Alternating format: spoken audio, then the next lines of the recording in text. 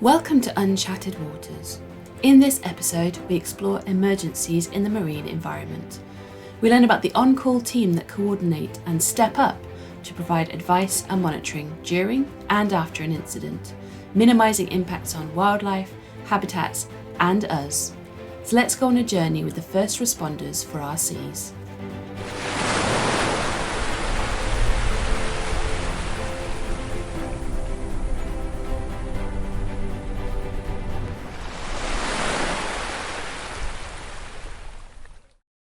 Welcome to Unchatted Waters, the podcast that talks to the people behind the science.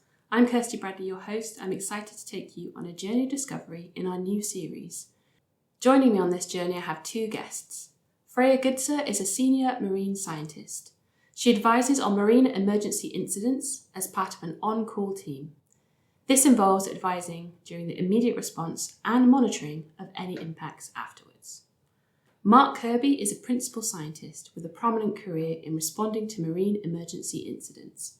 In recent years, he has worked across government and industry with a focus on making scientific advice and response more effective for marine emergencies. Welcome to the podcast. Hello. Thank you. Hello. Great to have you. Okay, let's start at the beginning. What is classed as an emergency response in the ocean? So, marine pollution emergency response in the ocean is classed as many different things. So this can be from a range of human activities in the marine environment. So we might think about oil spills, for example, which are caused by collisions and groundings and oil leaks as well from pipelines, for example. Chemical leaks, which can be caused from shipping, but also industrial activities. Things like plastic pollution we might see a lot. We might think of examples from the Express Pearl. It was in Sri Lanka where there were lots of plastic nurdles, plastic pellets spilt out into the ocean and onto the shoreline.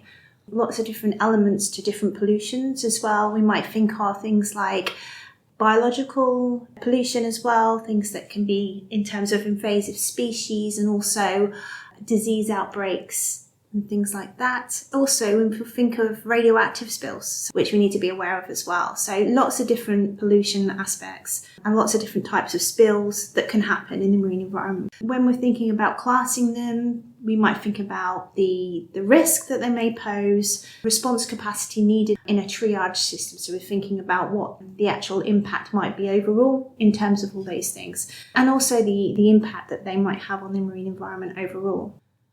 Okay, so if there's that much that could possibly class as an emergency, how do we then choose which one to action, Mark? Yeah, well, I mean, Freya's given a good overview there of all of the different types, but actually we don't get involved in every single type of emergency in the marine environment. So what makes us get involved? Really, to me, it's about timescale. If something needs a quick response, if government agencies that might be responding need to have scientific input quickly so that they can make their response as good as it can be, then that's where we'll step up. So the sorts of things you need to think about, the questions that might be asked, like, for example, if there was a spill, for example, where is it going? They're the sort of things that straight away you're going to need very quick advice on. So we use things like modelling.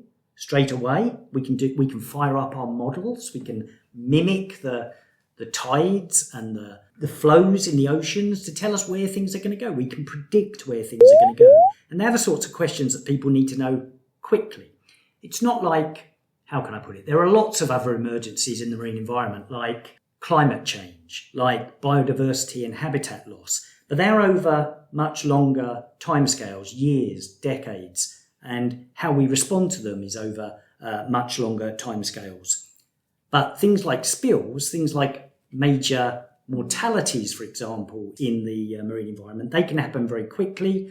Government agencies need to be able to respond quickly, and that's the sort of thing that we get involved in. And so that's what I would call an emergency in this context. A good analogy, I suppose the best analogy I can think of, is thinking about our own health.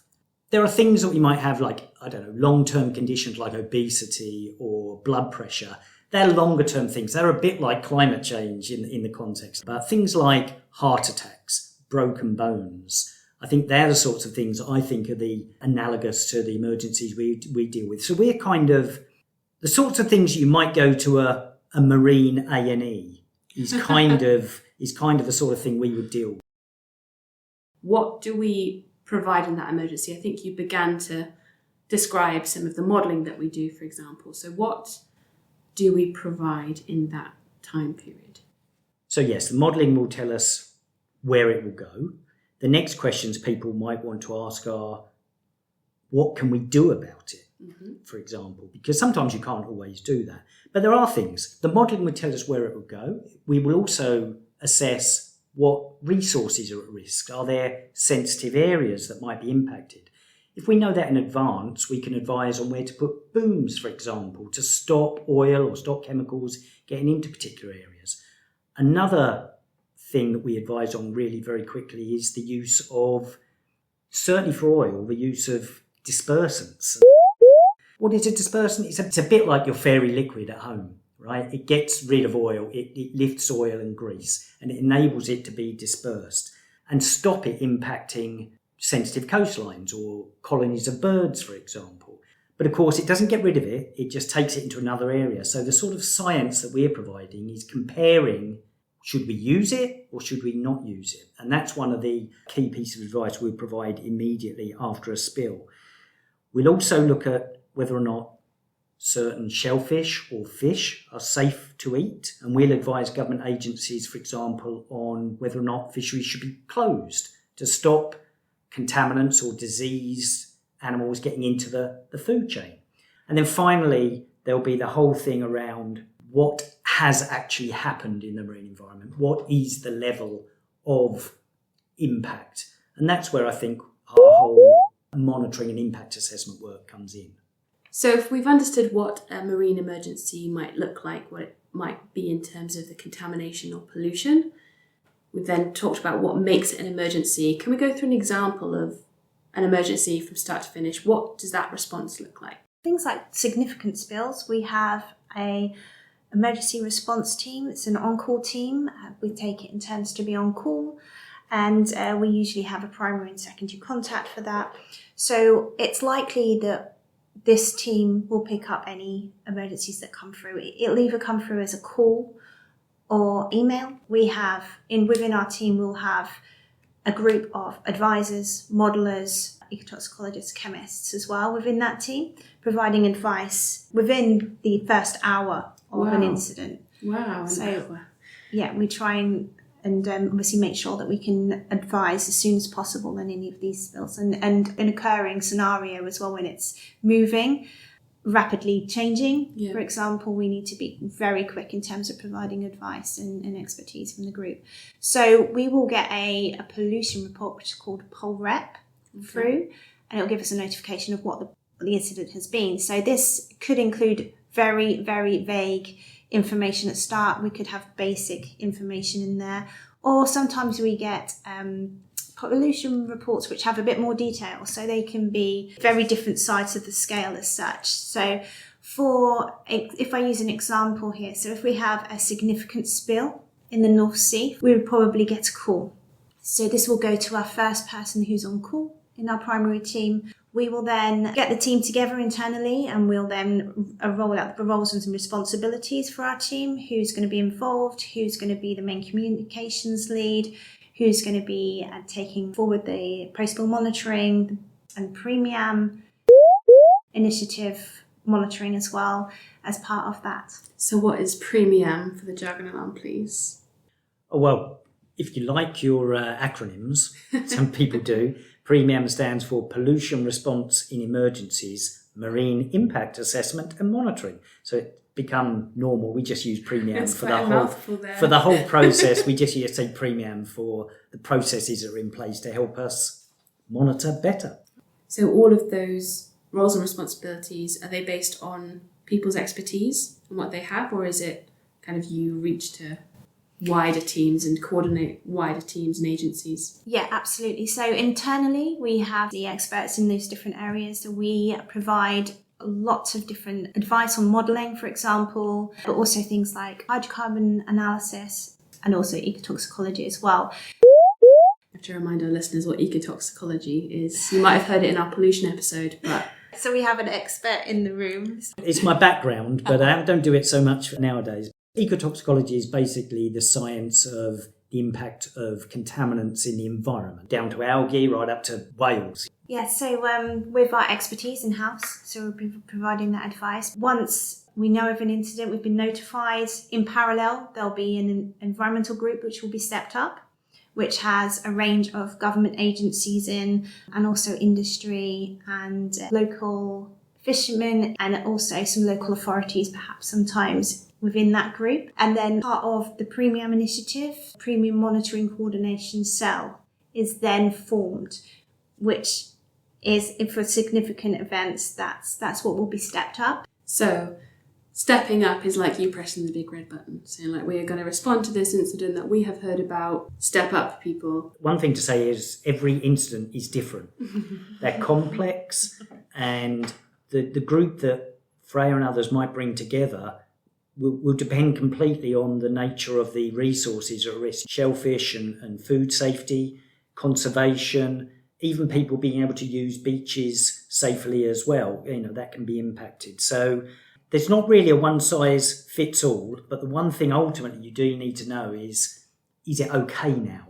Yes. And it's through monitoring that we can effectively answer that. What is okay might be different for different things, but it's through the monitoring that we can actually answer that question. And that's ultimately what the public want to know, isn't it? Having that baseline is really important. So I'm assuming there are some things that we need to know before an emergency starts. We talked about baselines. We need to know background contaminant levels. And of course, not all areas, unfortunately, not all areas in our marine environment are pristine. There's already a background level of contamination or a background level of impact. So that's actually often a complex thing that we try and understand. What difference has the actual incident made to what was already an impacted environment? So that's something we deal with a lot. But I think what you're probably touching on there a little bit is our own levels of preparedness to be able to provide this service. What are the limitations to what we can do? And like everything, we rely on excellent people with excellent skills and excellent knowledge. And it's quite difficult to maintain that level of skills and that level of knowledge. We talked about taking samples for analysis. Well, we need laboratories and equipment, and it needs to be maintained. And it's not always there all the time. It's not always being used for other things. So how do we maintain that level of preparedness? You can't be prepared for everything. Mm-hmm. So that's often one of our big challenges. But certainly we've improved over the years, I think, in terms of what we do. We've learned a little bit from what you might call the emergency services, the police, the ambulance, the fire service. We're not really a frontline emergency response service in that respect, but we've had to set up, a bit like Freya said, we have to set up our own emergency teams.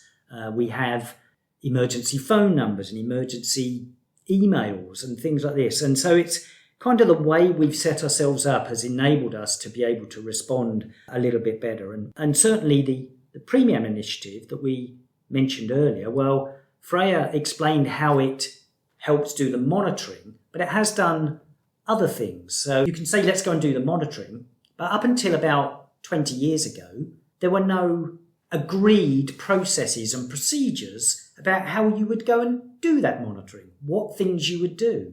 So part of that Premium Initiative has set up guidelines that enables anyone who's involved in post-spill monitoring to do it to a certain standard. We've also really tried to work in collaboration with agencies, industry organisations, academia, really making sure it's a collaborative effort responding to a major emergency. And although we might coordinate it and have the science expertise in many areas, we can't do it alone. So we've also done a whole load of things around, best practice, training, working with industry. We hold a conference every couple of years to try and disseminate best practice. So there's a lot of things that we do to make sure we're more prepared than we might be otherwise. The other thing, the final thing I'll just mention on this thing, certainly what I spend a lot of my time doing is making sure awareness is high, making sure that government agencies know that it will happen again, and we need to be ready. Sometimes we do have incidents and we respond to them, and that's often the best way of maintaining our capability because we learn on the job. But really, we don't want to have to do that. We want to be ready without the incidents as well. So I think just keeping awareness high across the board is something that helps that overall preparedness and means that we can respond better. So what's it like being an emergency responder for the ocean? I bet it's really rewarding. Yeah, absolutely. I really enjoy the role. It's great to collaborate with different people as well. And like Mark said, in terms of building that capacity and working with others, you build some really nice, strong relationships with other agencies, both not just for the UK, but also regionally as well. So working with those just over the water, that might share your oceans as well, and build a capacity going forward in working with exercises and other bits that we do in terms of training, building on strengths of others. Yeah, working as a team has been really great, and just knowing that we're doing good, mitigate against some of the devastating impacts that these pollution incidents can cause. So yeah, I thoroughly enjoy the role. So what's it like doing an exercise? What does that look like? So when we do exercises, can be a range of different things. We have smaller workshops to larger workshops, but one of the funnest things that we do is a big tabletop exercise where we'll run through a full scenario from incident. So we'll have a scenario such as a collision of tankers, for example, or a grounding on a reef, and then we'll work through with a range of different stakeholders, looking at what the impacts might be, what the roles and responsibilities of those agencies would be. How would they help? How would they respond? Do they have the capacity? We just talked about that. Mark mentioned about the preparedness side. Are they prepared enough to deal with incidents? And then we would look at things like what the impacts might be on the environment, but also the economy as well, and human health impacts. And then looking at things like how can they be better prepared? What is the resilience, and how can communities can help? How can the general public help? And also thinking about what communications we might need to get out as well. So in the first instance, the general public might want to know, like I go back to what we said about the fish. Are we able to eat the fish? Are we able to use the beach? So we need to get that information out quite quickly. So we work through scenarios, looking at those aspects, getting them to write some communications around that. And then also we run through what monitoring program might look like. So we'll look to design the monitoring program right from the very start. So what would you monitor? When would you monitor? How would you monitor it? And these are all key principles within the Premium Initiative that we use. And so stakeholders will design a monitoring plan. They'll then implement that plan, and then they'll look at what the analysis might be. So they'll look at what's been collected, what the results are. Do they need to continue doing future monitoring, or can they then stop that monitoring? And then after that point, they might look at ecosystem restoration. So there's lots of different varying components to the tabletop exercise, but it's a really good one to get people thinking up and working together and working around, because as Mark said and mentioned earlier, we need to come together and rely on our strengths, but we can't do it all ourselves. And so by doing that, you can really build good relationships and bring everyone together. We're looking to do more and more exercises within our agency as well. Who falls under the stakeholder umbrella in that context? So there will be first responders, Coast Guard, could be local authorities, government agencies, non-government agencies, and so anyone with an interest to that particular absolutely exercise. Yes. Okay, or has an interest in upping that capacity. Mm-hmm. Probably brings me to you, Mark, in terms of those tabletop exercises. Does that help highlight some of the gaps that agencies may have that they might want to invest time and resources into improving, or would it help the behaviour during an incident be improved? Having done this for many years, we've got to make our exercises much more realistic. If you're sitting around in an office and you're not actually sending people out, quite often people say, yeah, we managed to do that. Yeah, we've done this. Yeah, it was no problem. Yeah, all the results are great, and it's easy to say, isn't it? But in reality, it doesn't always work like that. And so we need to really learn from the few occasions that we do have to go out into the environment and take samples. We need to really learn from that and then apply that into our exercise scenarios so that we can retest them. It really helps identify the gaps, and it really helps drive some of our research programs, actually, because our research programs and our sort of staff training, that's what underpins our ability to be able to do the work we do.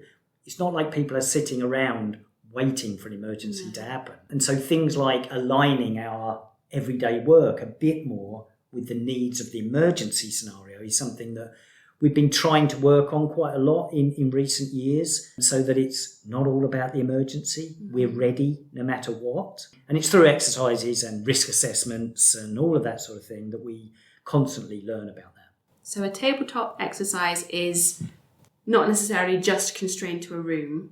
It's then people do actually go onto the beach and do that exercise. It's almost like having a traditional kind of, I'm imagining having a big table with a map and you've got different people in that place and different people in that place. Is that the tabletop concept, pushing people to one area and you're, okay, well, we'll move that kind of figurine to that area? And yeah, so the tabletop exercise is used as focal point for the groups. So as you run through the exercise and the scenarios, you bring people around the table and they discuss where they might, for example, in the first incidence, where is the oil going to go? If it's an oil spill, where is it going to go? Where is it going to end up? They'll use modelling information. They'll then go away to their desks and have a look at that. So it'll be quite classroom based. But we have done scenarios where we've then looked at practical elements and field work as well. So we've been out deploying booms, but other people would be involved in terms of oil spill response organisations, would help. And we've worked with them in the past to provide that training. So we'll then apply it to external sort of physical field work. The other thing that we've done is shoreline assessment work as well. So looking at what they might see. So in terms of what would you record on the shoreline in terms of visible impacts, recording those. So photography, data sheets, all those different things. GPS using like latitude, longitude for sample collection. So we can apply those and build them into the scenario as we wish. So it can be a multitude of not just classroom based, but also field-based work. I suppose my next question is, where do we see the nature of emergencies going? The important thing is to try and keep ahead of the curve as much as we can. There is now more shipping than there ever was. We transport more things by our oceans than we ever did before. There are bigger tankers. There are massive container vessels. I think things have become more complex. Back in years ago, we just talked about oil spills. Now there's so much more different chemicals, different cargoes. We talked about nurdles and plastic pollution that has recently been part of spills. Well, all of those things happen at the same time when you've got a particularly big incident. So the complexity and the sorts of skills that you would have to apply to the monitoring would be much more. I think the other thing that's changed as well, certainly around our shoreline in the UK, is much more utilisation of the marine space, for marine energy, wind farms, those sorts of things. Now that means it's a bit more crowded out there. And so with all the vessels, all the users, one could argue that the likelihood of some sort of incident is a bit higher. So we really need to be aware of multiple uses and how that affects things. Climate change, biodiversity loss. Well, actually, what that means is that our ecosystem is under pressure. And so you only need a little additional pressure to cause a disease outbreak or a chemical spill or whatever. And that can be much bigger and exacerbated by the fact that the environment is already under pressure. So having that awareness of what can do it, I think, is really important. But actually, science and technology has moved on massively, and it's going to continue. So the use of satellite imagery, we can track spills with satellite imagery now. We can use drones with high-resolution cameras to assess what the impact might have been on a coastline. Image analysis, AI, all of these are now being used to assess impact. And even great new biological techniques like molecular biology, eDNA, which is a way in water, you can make an assessment of what species were in a given area. And if you have that information before an incident, during an incident, after an incident, you can start to get much more information about how that environment has been impacted. And this is all relatively new stuff, but is going to transform the way we respond to emergencies from a scientific perspective, probably in the very short term, the next 10 years. Yeah, and just talking about the eDNA and the microbial communities in terms of bacteria, there's an oil-degrading bacteria that can eat oil, so it consumes it. And so we can use that as sort of absence, presence of oil within the sediments. Oh, wow. So we can use that as a tool as part of the eDNA methodologies. Wow. Do you see the amount of technology, the amount of social media that's out there, do you see that as a benefit or a challenge, or? Well, I can certainly give one example where we need to get better when we're responding to emergencies. We need to get better at being able to collectively answer the public's concerns, I think. We as scientists can get our heads down and just get on with understanding what's happened and using our great techniques. But we have to be more aware than ever about what the people want to say. And we noticed in recent incidents that a lot of what we were being challenged with during some of the incidents we've dealt with have not been how do we go out there and apply science, but how do we get our message across? And how do we inform our government what has happened in a way that they can easily let the public know. But also giving them the reassurance as well that, it's safe to eat and that they can use the beaches as well and things like that. So it's about timely reassurance within monitoring as well. But for us as scientists, we also need to know the evidence behind that, and sometimes that takes time. So we need to make sure we can cascade information in a, like I said, timely manner, but appropriate level as well. I think it is a good point that it's a positive thing.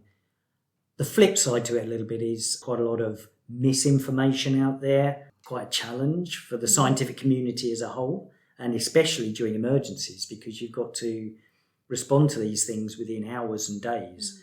So I would say that is a big challenge that's come about and very different to when I used to do things. Okay, I think we've covered a really good amount of information in this episode, and really thank you so much for explaining in such detail how we best protect the marine environment in an emergency. So this takes us on to our feature for the episode, which is our fun fact. Now for this series, I've been coining the term a treasure along our journey of discovery. So something that the audience can take away, a nugget of information, and they can take it away to others to share what they've learned on this podcast. So who would like to go first and provide me with their treasure? I just wanted to perhaps leave people with the idea that, what we have to deal with is a lot of information that's hitting us, and a lot of it is coming from the public, and we really thank people from the public. But I think I was just going to make the point that over the years, the descriptions that we have to deal with and what we have to unfathom has been quite difficult. When people report incidents, they'll quite often report things like green slime or yellow bobbly bits or lard chunks I've had, gloopy stuff. And I think my point is that the information we get is not always very scientific. I understand that completely. A picture is worth 1,000 words. But just to say that we really have to deal with these situations, and we're trying to unearth the information. And the fact is, we don't always have the information, and we don't have accurate information. And often we don't have accurate information for days. And so we have to go on our experience and make judgments about what the impacts might be, advice we have to give, sometimes with almost zero information.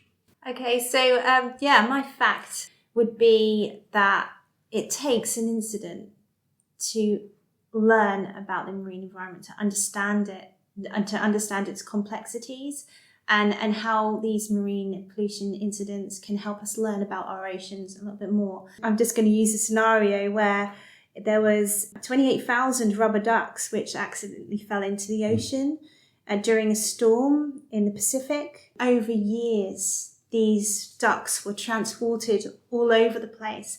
And actually, it helped scientists learn about the oceanography of the area. So actually, they were using the data that came from the incident to understand more about their environment. So I think for me, with emergency incidents, we learn so much from them. We gather so much data from them. It's really interesting, and it helps us as you say, be better prepared for future incidents as well. Brilliant. Thank you so much for your time. It's been a really interesting episode, and I'm going to be thinking about rubber ducks now. Thank you so much. Thank you. Thank you very much. Thank you.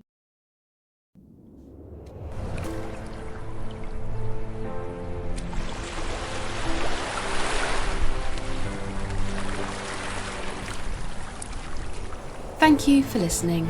This podcast was made by CFAS, the Centre for Environment, Fisheries and Aquaculture Science. To keep up to date with us, follow us on social media using @CEFASGovUK.